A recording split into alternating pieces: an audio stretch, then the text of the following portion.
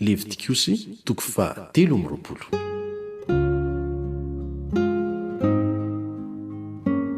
Lalàna ny amin'ny fanamasinana ny fotoam-pivavahana voatendrin'i Jehovah.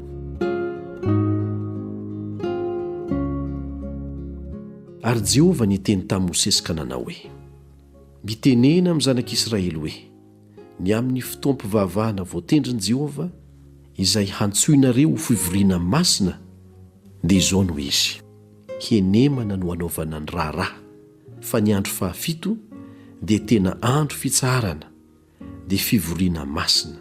Aza manao raharaha akory ianareo, fa sabata ho an'i Jehovah eny amin'izay fonenanareo rehetra izany. Izao no fotoam-pivavahana voatendrin'i Jehovah, dia fivoriana masina hantsoinareo amin'ny fotoany avy. Ny andro faefatra amin'ny folo amin'ny volana voalohany rehefa hariva dia Paskan'i Jehovah.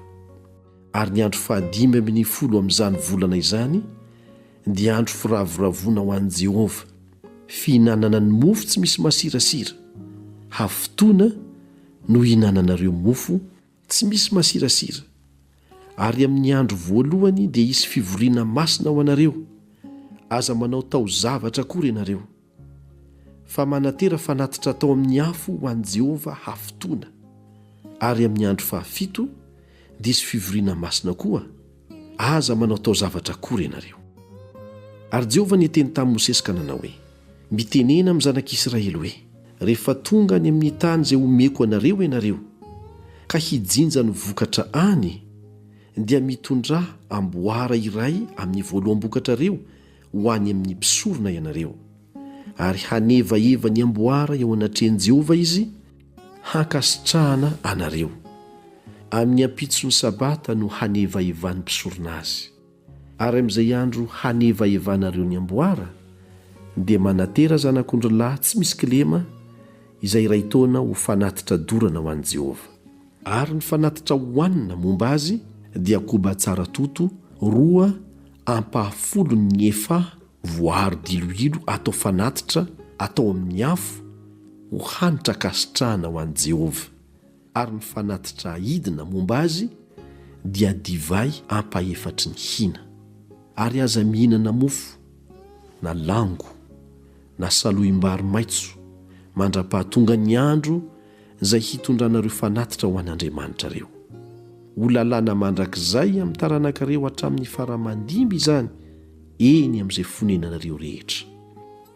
Ary manisa ho anareo hatramin'ny ampitson'ny sabata, dia hatramin'izay andro hitondranareo ny amboara ho fanatitra ahevaheva dia 7 herinandro mipaka. Dia amin'ny ampitson'ny sabata fahafito no ahataperan'ny andro 50 isainareo, dia manatera fanatitra hohanina vaovao ho an'i Jehovah indray. Ary mitondrà mofo 2 avy amin'ny fonenanareo ho fanatitra ahevaheva, atao amin'ny koba tsara toto 2 ampahafolo-ny efa izy, ka asiana masirasira ray endasina. Voaloam-bokatra ho an'i Jehovah izany. Ary manatera miaraka amin'ny mofo zanak'ondro lahy 7 tsy misy kilema, izay iray taona, sy vatotr'ombilahy iray ary ondrilahy 2. Atao fanatitra dorana ho an'i Jehovah ireo, mba amin'ny fanatitra hohanina momba azy sy ny fanatitra hidina momba azy, dia hanatitra atao amin'ny afo ho hanitra kasitrahana ho an'i Jehovah. Dia manatera osolahy iray ho fanatitra noho ny ota, sy zanak'ondrilahy 2 izay iray taona ho fanatim-pihavanana. Ary mpisorona hanevaheva ireo mba amin'ny mofony voaloam-bokatra ho fanatitra ahevaheva eo anatrehan'i Jehovah mba amin'ny zanak'ondrilahy 2 koa. Ireo dia ho masina ho an'i Jehovah ho anjaran'ny mpisorona.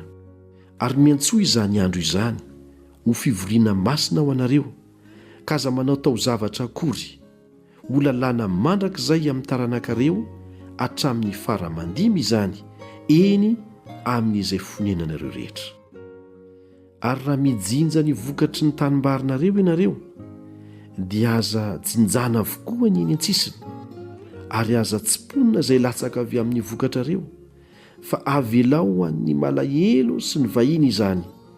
Izao no Jehovah Andriamanitrareo. Ary Jehovah niteny tamin'i Mosesy ka nanao hoe: mitenena amin'ny Zanak'Isiraely hoe, ny andro voalohany amin'ny volana fahafito dia ho andro fitsaharana ho anareo, dia fahatserovana amin'ny fitsofana trompetra ho fivoriana masina. Aza manao tao zavatra akory ianareo, fa manatera fanatitra atao amin'ny afo ho an'i Jehovah.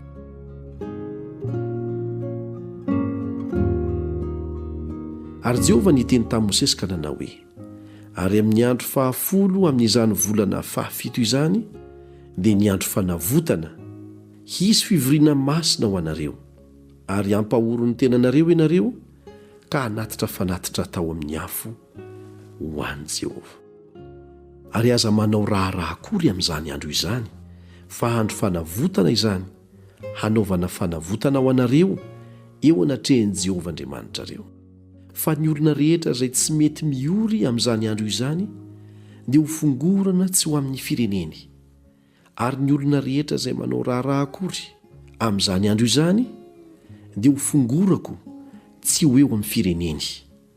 Ary aza manao raharaha akory ho lalàna mandrakizay amin'ny taranaka-reo hatramin'ny faramandimby izany eny amin'izay rehetra ho nenanareo.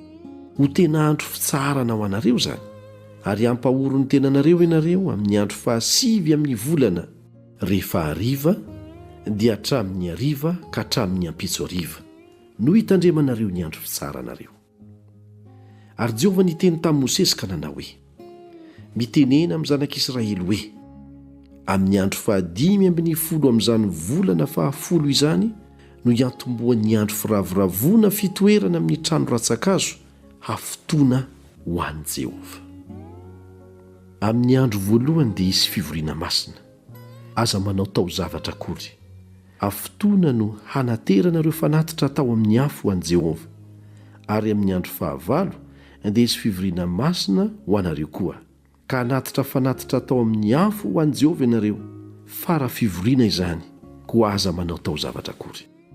Ireo no fotoam-pivavahana voatendrin'i Jehovah, ka hantsoinareo ho fivoriana masina, hanateranareo fanatitra atao amin'ny afo ho an'i Jehovah, dia fanatitra dorana sy fanatitra hohanina sy fanatitra hafa alatsadra sy fanatitra hidina samy amin'ny fotoany avy izy rehetra. Afa-tsy izay fanao amin'ny sabatan'i Jehovah sy ny zavatra omenareo sy ny fanatitra rehetra analanareo voady ary ny fanatitsitsiraponareo rehetra izay omenareo an'i Jehovah. Ary amin'ny andro fahadimy ambin'ny folo amin'ny volana fahafito, raha manangona ny vokatry ny tany ianareo, dia tandremo ny andro firavoravona hafotoana ho an'i Jehovah. Ny andro voalohany dia andro fitsaharana, ary ny andro fahavalo dia andro fitsaharana koa.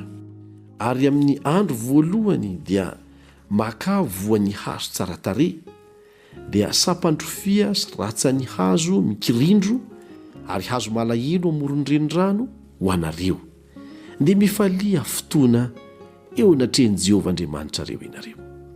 Ary tandremo izany ho andro firavoravona ho an'i Jehovah hafotoana isa-taona. Ho lalàna mandrakizay amin'ny taranaka-reo hatramin'ny faramandimby izany amin'ny volana fahafito no hitandremanareo azy. Ao amin'ny trano ratsan-kazo no hitoeranareo hafotoana.